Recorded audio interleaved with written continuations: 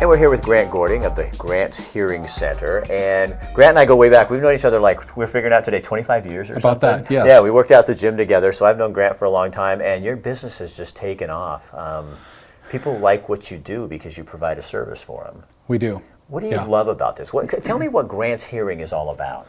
Well, we started out in 1993, and we have gotten so many people in and tested their hearing and been able to give them better hearing. And that's what we get excited about doing.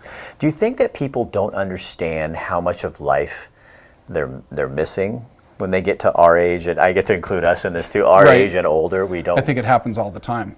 Yeah, it's such a gradual thing when people lose their hearing that it just becomes a part of life. We don't understand that we're not hearing. People are repeating themselves, and pretty soon it becomes a head-to-head problem, and they finally come in and do something about it. So am I the only one, or is, because I mean, I have to tell you, I'm a little apprehensive about having a hearing test because I kind of, there's a part of me that doesn't really want to know because I'm Right. 56 and I don't want to know. Uh-huh. Is that pretty It common? happens, yes, it is very common, yes. And why should someone like myself go in and really do this? Well, it's really important to get a baseline test, and then we can document your hearing chart, and then as time goes on, like every year, every 2 years, we can retest your hearing and then kind of gauge to see if it's stable or if you're losing a little bit more hearing.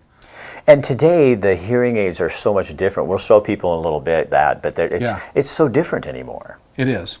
But back in the day, they were big and bulky hearing aids, and now we've got streamlined digital hearing aids that are very, very minute. They fit way down inside of the ear, and there's nothing to be ashamed of. They sound much better, and they're very small.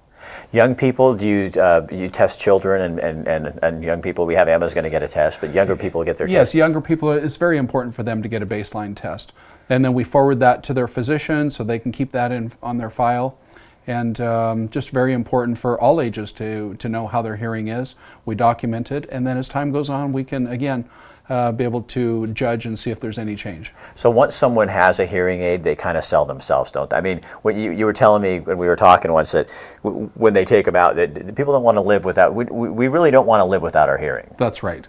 And it becomes something that we expect to hear good after they start wearing the hearing devices. I relate it kind of as eyeglasses. We take our glasses off and everything is blurry, we put them back on, everything's clear. The hearing is the same way. We take the hearing aids out and everything's kind of mumbly, put the hearing devices back in, and we enjoy the clarity of people's speech. Well, Grant, thanks for letting us in and being supportive of the show. Oh, and absolutely. I think this is really interesting because you don't start thinking about this. Oh, I know what I wanted to ask you. I want to ask you this.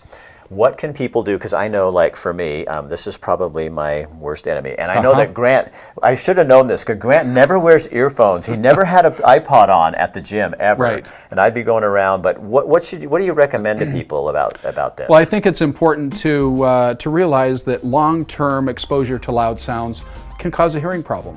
And long-term may mean every day for an hour or two.